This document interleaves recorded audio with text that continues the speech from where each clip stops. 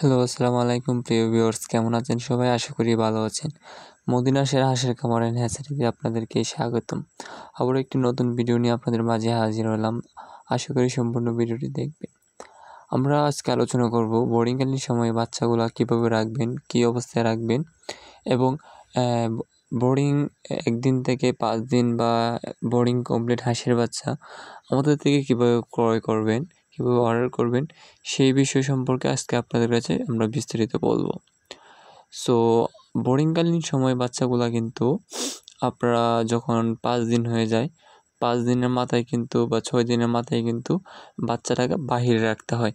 যদি বাহিরে কোনো স্পেস থাকে বা ভালো জায়গা থাকে, উদাহরণ উপরে গাছ রয়েছে, নিচে জায়গাটা ফাঁকা, ছায়া আছে, সেই জায়গায় কিন্তু বাচ্চাগুলা যদি রাখতে পারেন সেক্ষেত্রে কিন্তু খুবই ভালো।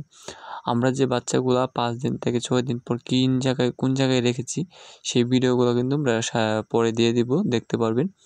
এখন কিন্তু আমরা দিয়েছি, দেখতে পাচ্ছেন। একপাশে হচ্ছে গিয়া পলিথিন দিয়েছি, পলিথিনের উপর হচ্ছে গিয়া আমরা ফিড দিয়েছি, খাবার দিয়েছি এবং পানি ট্যাঙ্কিগুলোর মধ্যে দেখতে পাচ্ছেন কিন্তু আমরা একটা কাপড় দিয়ে রেখেছি। কাপড়টি দেওয়ার কারণ হচ্ছে গিয়া বাচ্চাগুলো যাতে কোনো ক্ষেত্রেই যাতে শরীরে পানি না ভিজে সেই ক্ষেত্রে এগুলো দিয়েছি। দেখেন কাপড়টা দেওয়ার কারণে কিন্তু বাচ্চাগুলোর শরীর ভিজতেছে না। যদি একবার বাচ্চার শরীরটা ভিজে যায় সেক্ষেত্রে কিন্তু বাচ্চারা ঠান্ডা লেগে যাবে। ঠান্ডা বা সর্দি লাগলে রোগ সংক্রমণের আক্রমণটা বেড়ে যায় এবং রোগের সম্মুখীন হতে হয়।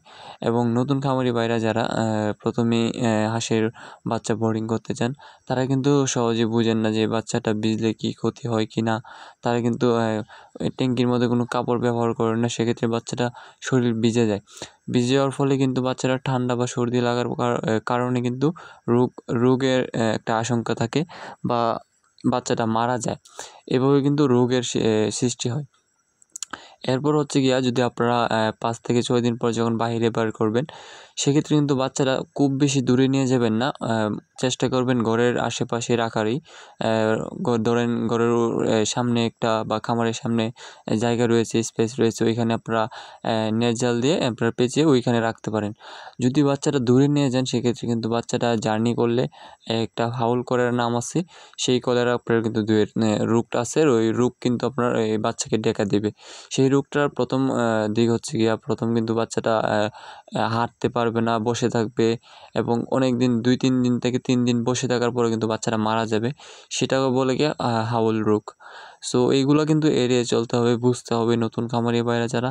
এগুলো আস্তে আস্তে আপনারা গাইডলাইনগুলো যদি বুঝতে পারেন সেক্ষেত্রে আশা করি আপনারা লাভবান হবেন বা লসের সম্মুখীন হবেন না ইনশাল্লাহ। এবং আপনারা কিন্তু একপাশে খড় দিয়ে রাখি রাত্রে, এবং রাত্রে খড় দেওয়ার পরে কিন্তু দিনের বেলা ওই খড়গুলা সবগুলা তুলে নিয়ে রোদ্রে শুকাতে দেবেন। এরপরেও কিন্তু রোদ্রে শুকানো দেওয়ার পরে যেই জায়গাটা রয়েছে সেখানে কিন্তু নেট জাল বিছিয়ে দেবেন। সেই নেট জাল থাকার কারণে কিন্তু নিচের যে ঠান্ডা মাটিটা সেটা একদম বাচ্চার গায়ে লাগবে না নেটটা থাকার কারণে। সো রাত্রে বাচ্চাটাকে খড় দিবেন এবং দিনের বেলায় নেট দিতে পারেন এবং দিনের বেলায় খড়টা শুকিয়ে তারপর আপনারা বিকাল দিকে ওই নেটের উপরে আপনারা হচ্ছে গিয়ে কি ওই খড়গুলা দিয়ে দিলেন এবং আমাদের থেকে অর্ডার করতে পারেন।